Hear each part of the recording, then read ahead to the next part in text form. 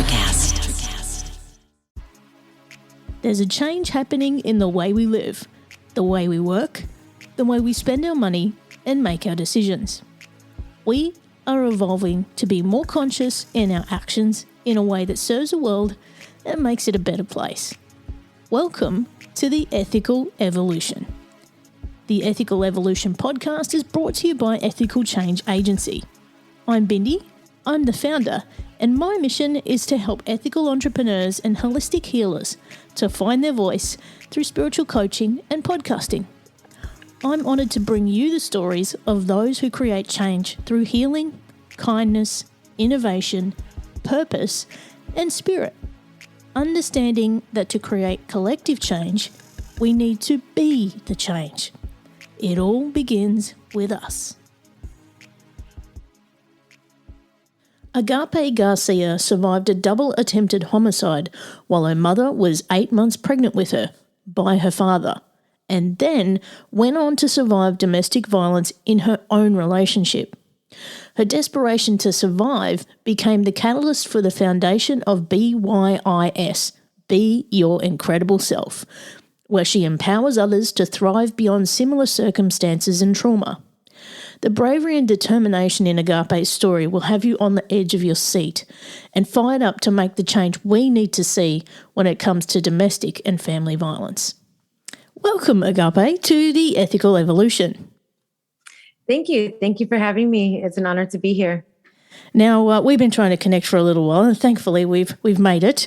But for those who don't know who you are, can you please tell us who you are and what you do? Oh, wow. Okay. Who I am, Agape Garcia is my name, born and raised in Chicago. And what I do is I help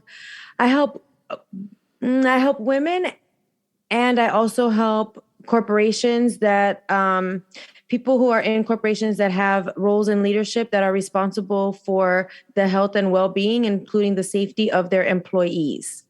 Great. Now, you've had a bit of a tricky life, to put it simply, but you've been through some incredible trauma. You've survived an attempted double homicide, and we are talking domestic and family violence here.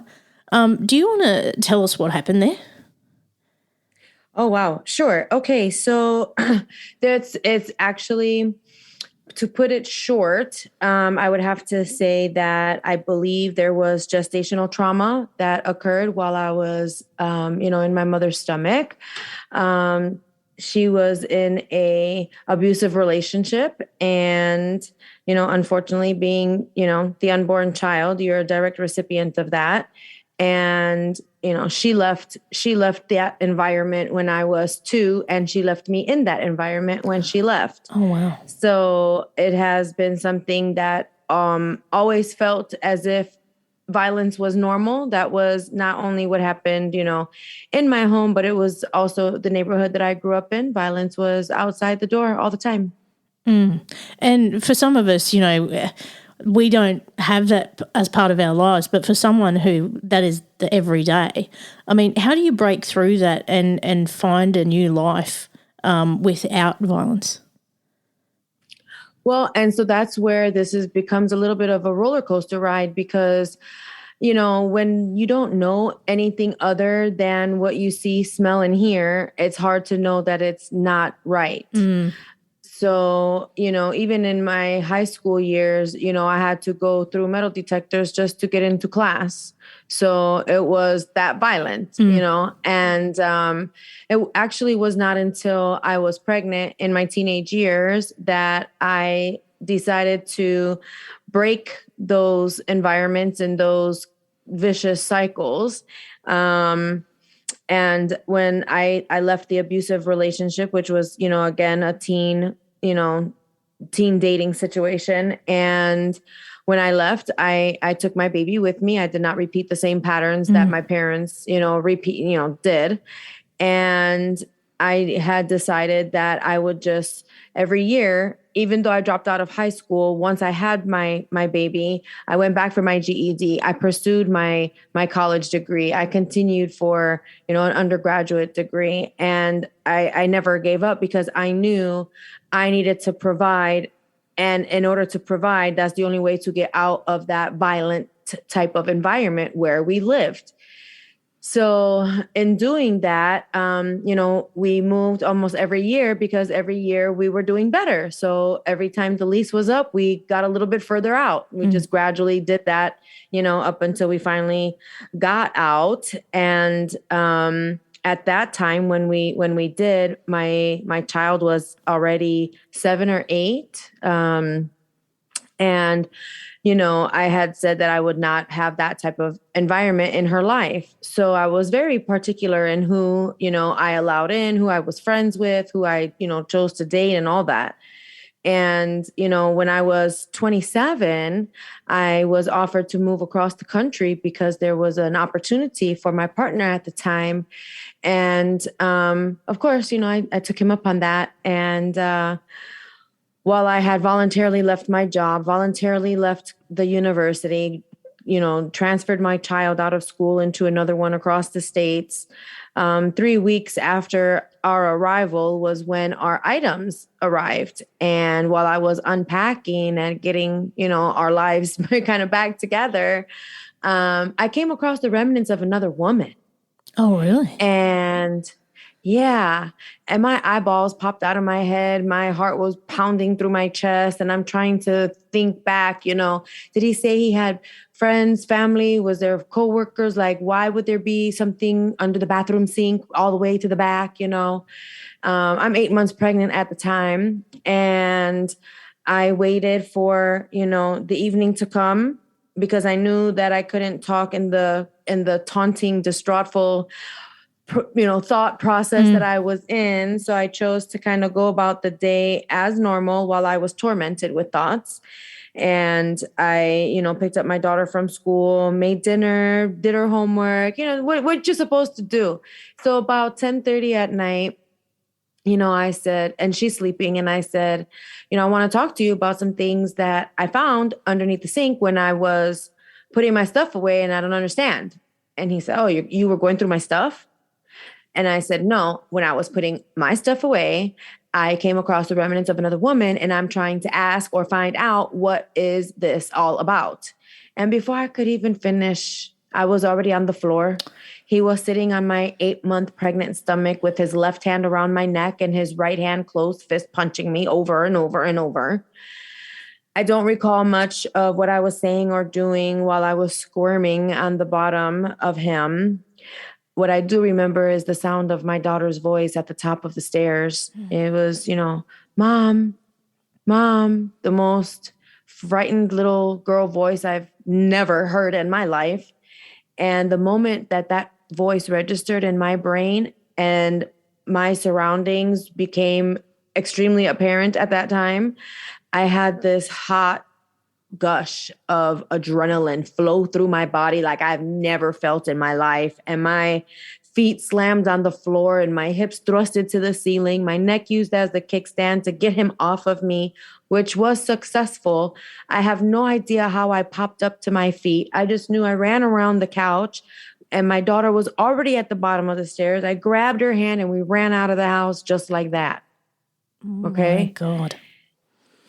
So it's like 11 o'clock-ish and we're, barefoot in our pajamas. I'm 8 months pregnant, bawling my eyes out with, my daughter's little hand in mine. And I'm pounding on the door that had the light on and I'm just begging to use their phone. I was very fortunate to have, be allowed in to do that. Thank goodness they had kids. I, realized I woke up the whole house.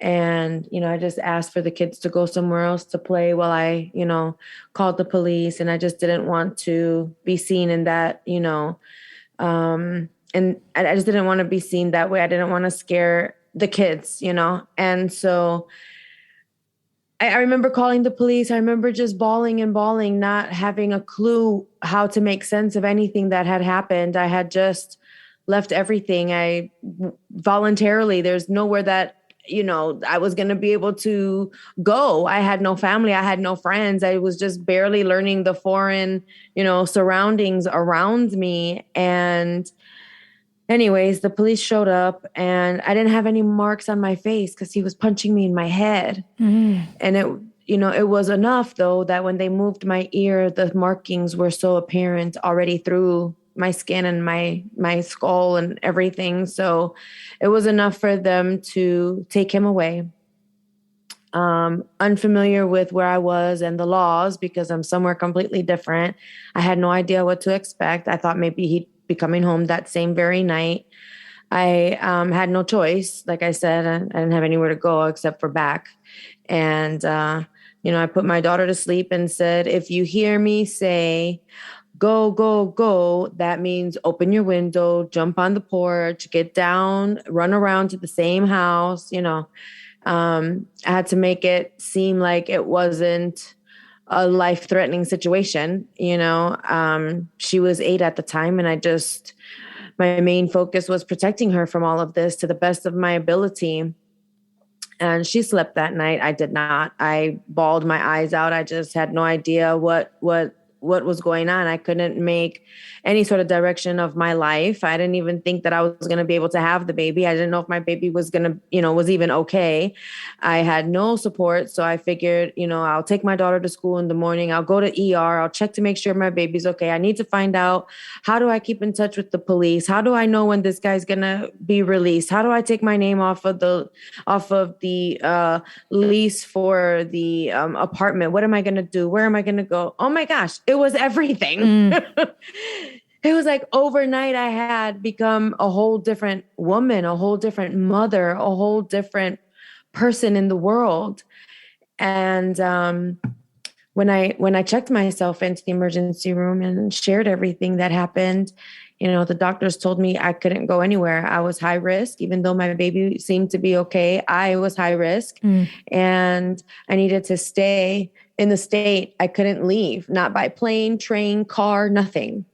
And that was when survival and desperation kicked in at the same time, because I couldn't believe that I was literally stuck. I've never been stuck in my life. So to be deemed high risk with nowhere to go, I knew I had to figure it out. I had no other solution. So I was told that, in the state that I was in at that time, that he would be held until the court date. I did go to court. I did decide to testify. I felt very strong in my testimony. I was ready to share the story. And then they brought him in. And the second we locked eyes, I'll say that I shrunk like a punk.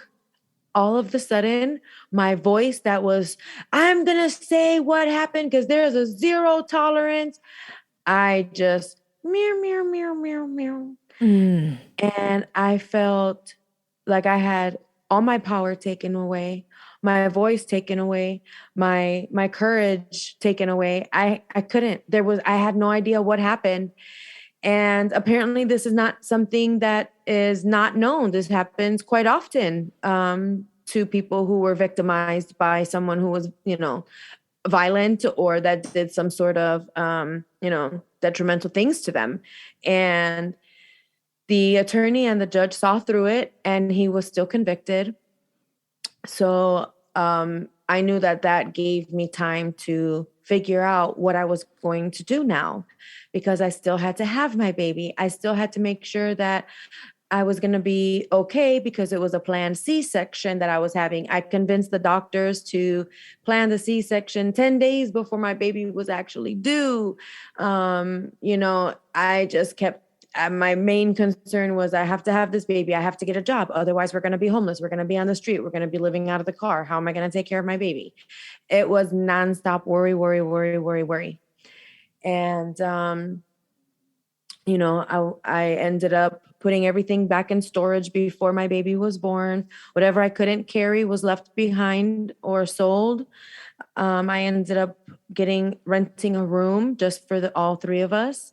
I stood in so many long lines to seek shelter, to seek assistance, food stamps, living expenses, anything that is offered to people in my circumstances, uncontrollable circumstances. And I'm here to tell you that there's not a lot of real-time help. You have to wait. You have to wait in line. You have to wait to apply. You have to wait to see if you qualify. You have to wait until they call you back. They have to, you have to wait. It's not right away. And, I dealt with the power going out when I had a fridge full of food, the last of the food that was there. I ended up running to the gas station, getting a bag of ice and finding, some coolers and some, not coolers, excuse me, like those Rubbermaid bins that you would keep clothes and stuff in. And I was putting, the ice in there and food in there just to, and it was the weekend. So I was like, oh my gosh, whatever could go wrong went wrong, And I can say that, it's 20 years later. That was 20 years ago. And, trauma hits us all differently. Trauma affects us all differently. Everybody is so familiar with, PTSD, post-traumatic stress disorder, how it affects us, where it impacts us, the implication that it puts on us in our day-to-day lives. And not a lot of people are familiar with PTG, which is post-traumatic growth. And, post-traumatic growth is where you have a positive psychological change that can occur after experience any sort of, life crisis or traumatic event. It's a form of personal growth in which anyone not only copes with their trauma, but emerges from it stronger and wiser. And what they decide to do with that. And, I unfortunately lost all direction when this happened because my laser focus was on providing and protecting. I no longer, pursued my dreams, my careers, my paths. It was, okay, what job is going to pay the bills? Well, how much do I need to make an hour in order to pay rent, pay the car, pay the insurance, put food on the table and, survive? And I did that all my life because I had no other choice. There was no child support. There was no other assistance available. The only thing that I qualified for after, I got back to work was, help with daycare. And so it was really check to check all the time. And, I became a little more intentional when the opportunities presented themselves. So, I can share a couple of things because I did say that not only do I help people that have gone through trauma or domestic violence, but I also talk to people in leadership at corporations and, workplace violence.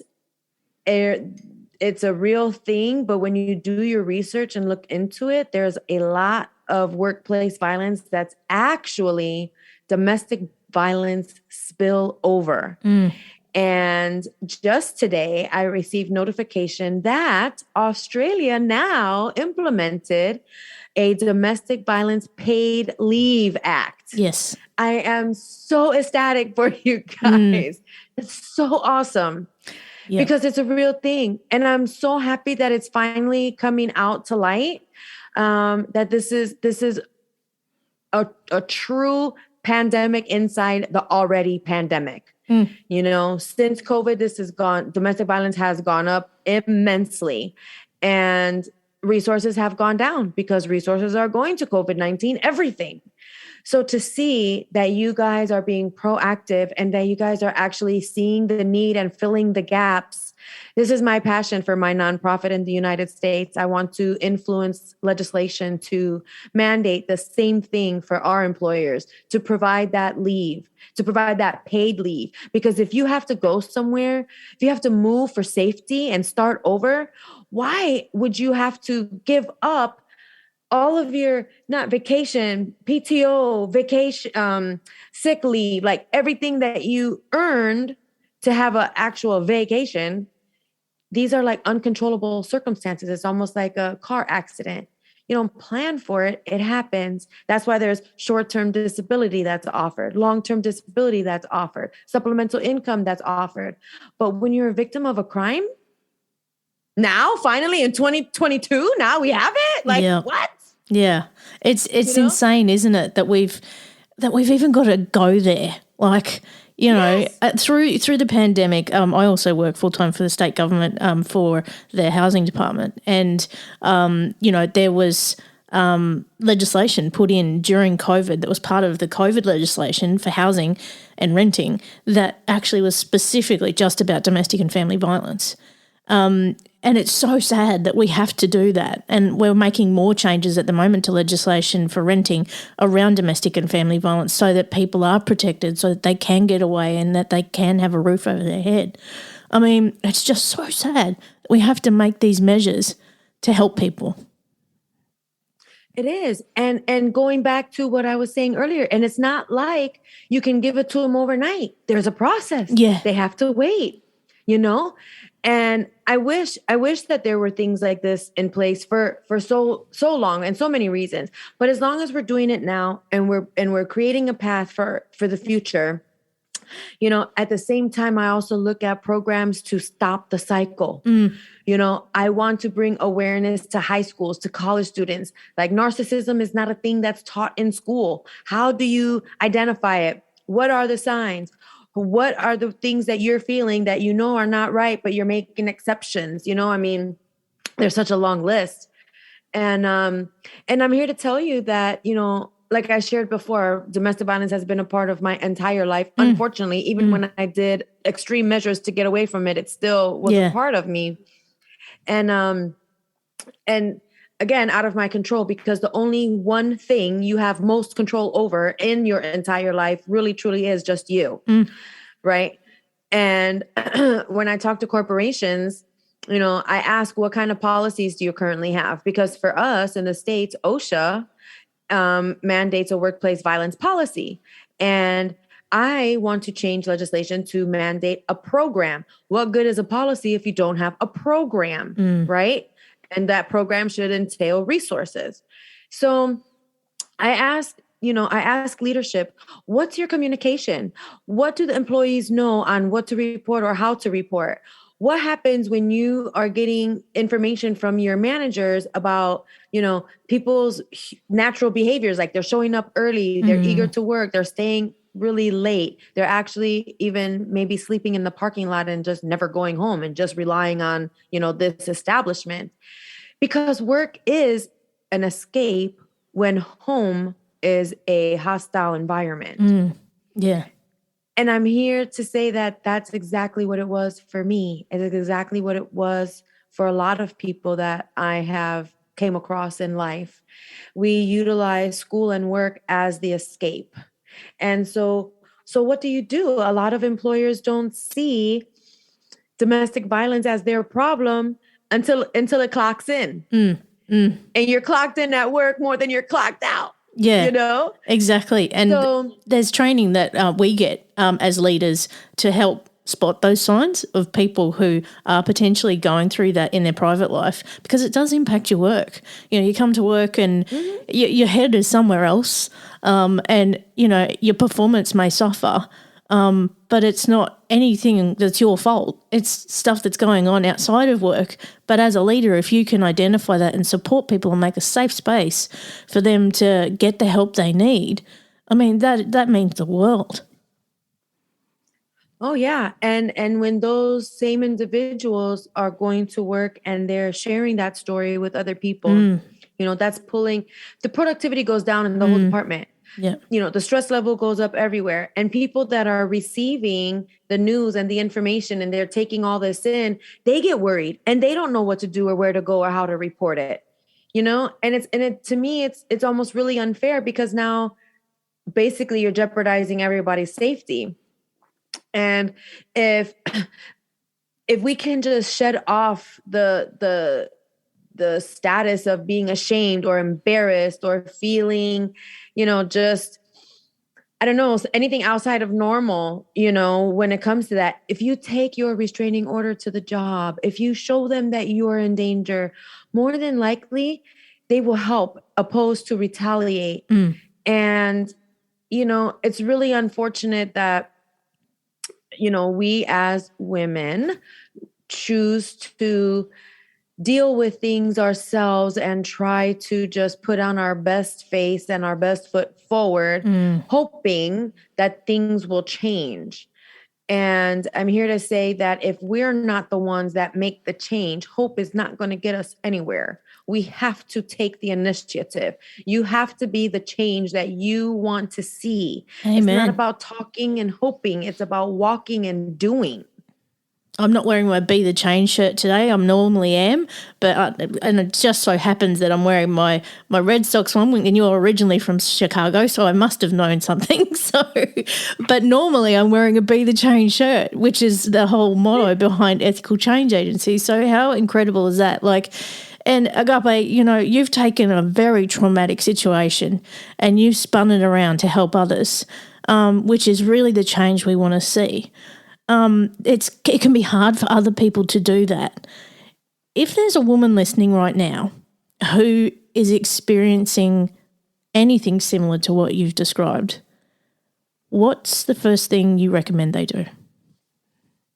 Do not neglect your mindset. Number one, you know who you're not. If you're confused about who you are or why things are happening to you the way that they are, that's okay. That's normal. It just means that you need to figure some things out.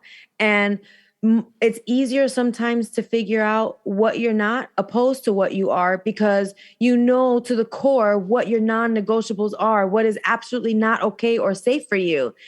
And when you get to that realization, figure out who your resources are.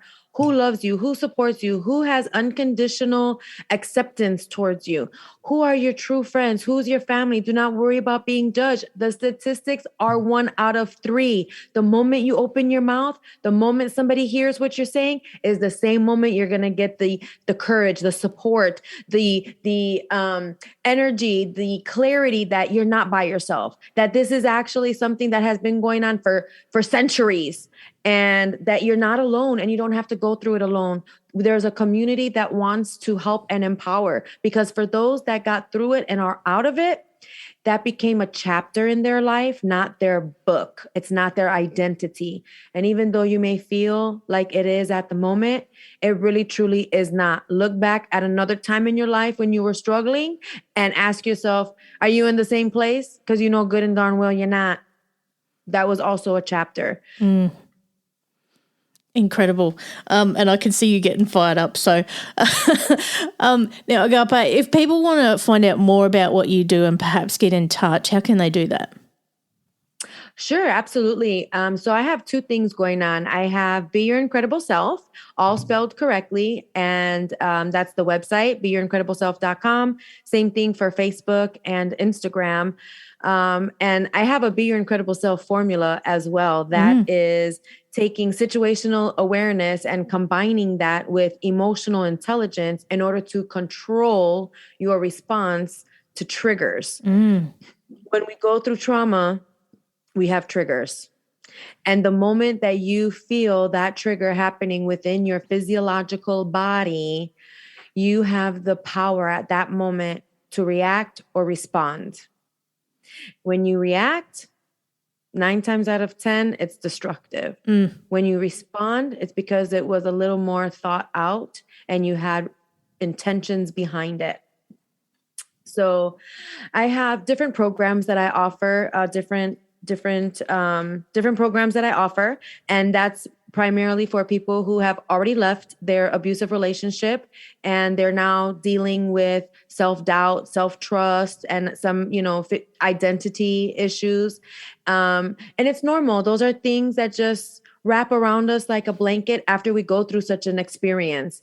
And I really, truly help them not bypass, but I really, truly help them get through those doubts, seek that clarity, understand what the purpose is, be confident and define those boundaries, learn your non-negotiables and do not let anybody cross them, because then you're responsible. And so post-traumatic growth is a real thing. It takes dedication and commitment. Like anything, you can get all the tools, but you're not going to hang a picture if you don't use the hammer and the nail correctly. So, that's what I do. But for the nonprofit is called confronting domestic violence, and I actually help provide relocation services for real-time victims that need to relocate for safety. And this is so they don't have to leave all their belongings behind to start fresh. I've lived out the car with both of my kids. I know what that's like. And I don't think that people should have to go through that, especially when all you're trying to do is the right thing for the right reasons. Everybody deserves a chance to be safe. I absolutely love what you've done by taking your pain and making it purpose. It's just incredible. But, one thing that's been lingering in the back of my mind as you've been talking, how are your kids now? Oh my gosh. Whew, okay. That's touchy. So my kids are in their 20s. And I will tell you that my daughter, thankfully, she does not remember much of that time. So I did a good job in keeping her separate from that, which I am so thankful for. But when she was in her 20s getting ready to move out, she said, "Mom, I respect everything that you've done. I love that you've been here for me, that you never checked out, that you've been helicopter mom at times that drove me insane." She said, "But you never gave up on me. You never flat left me. You always supported me. You've always been, down my throat and all that." She said, "But you were never emotionally available." And I was like, "What? What are you saying to me? Are you out of your mind? Do you know that my laser focus has been about protecting and providing this entire time? I've been mom, dad, brother, sister, aunt, uncle, cousin, like everything." Because I never went back home. I stayed away. This was for privacy and protection. And as personal as I took that, because I'm the one that has sacrificed and made the decisions to do what I chose, what I felt was right, I had to validate her feelings. They're real. As much as I thought I was protecting her and providing for her, apparently there was a gap. Apparently there was some things that I missed.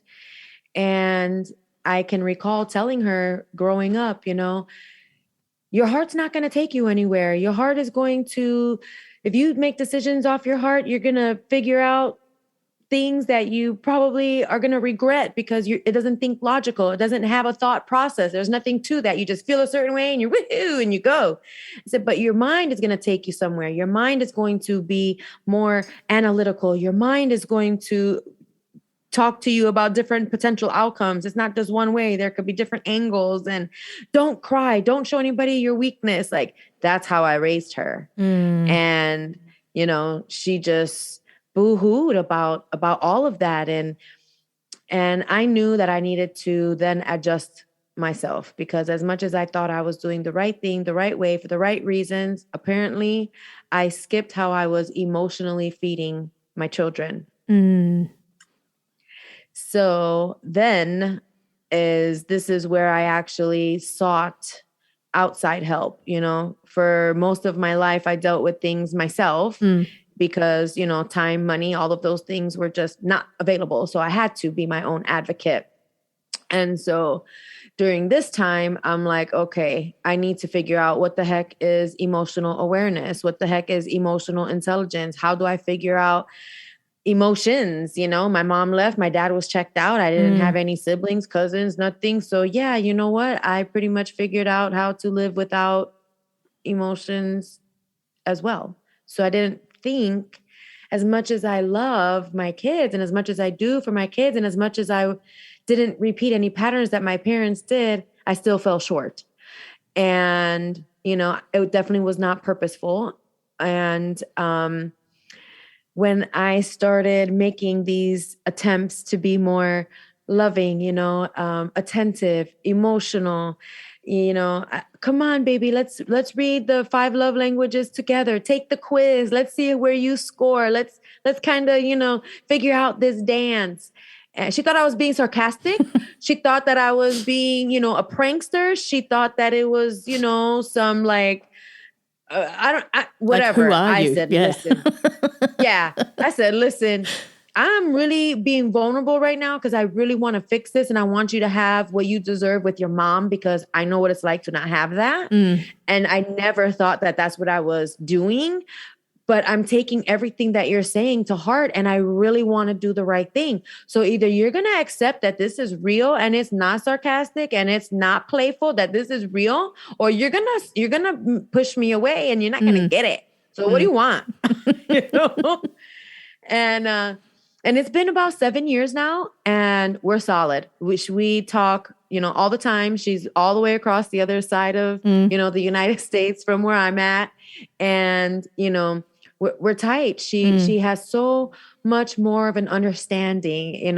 It's kind of like anytime you leave home and you're on your own and you're flying around by yourself, you're like, oh, that's what that means. That's why, my mom said or did or thought this, So she saw that not only did I, live off of survival and desperation to, make things happen, then she saw that I actually, I do have a heart. I do have a core. It's beyond this. We got to do this and we got to do that. And look at the time. And, and that just goes to show that, when you want something and it's of value to you, you commit yourself because you know the purpose behind it. You have the clarity and the reason as to why you're doing it.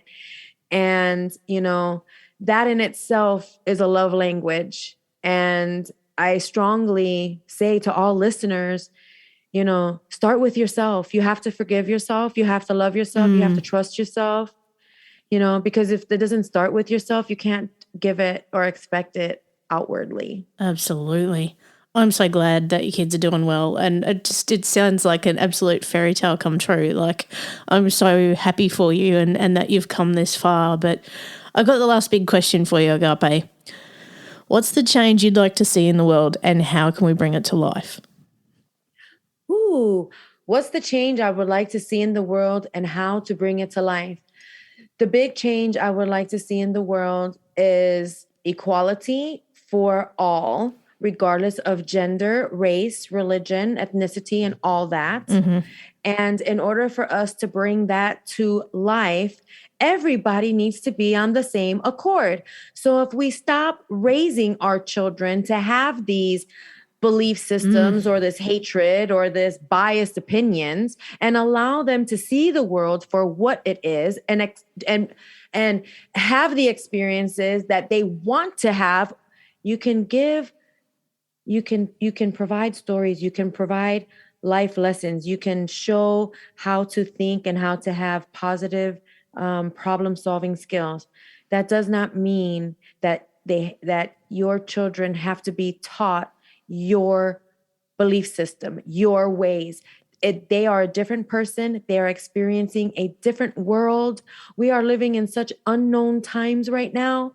The most important thing is to make sure that their mental health is in order. Otherwise, they will be misaligned emotionally, spiritually, and physically. You can move 1,000 times, no matter what, you live in your head. Oh, I could not agree more. And that what you've just said has rung true for me this week so much in so many conversations that I've had. So I completely agree with you. Agape, I have loved every single minute with you. Thank you so much for being a part of the Ethical Evolution. Thank you for having me. Thanks for listening to the Ethical Evolution podcast. If you're ready to be the change and would love to work with me on finding your voice through spiritual coaching or creating your own podcast with impact, visit ethicalchangeagency.com.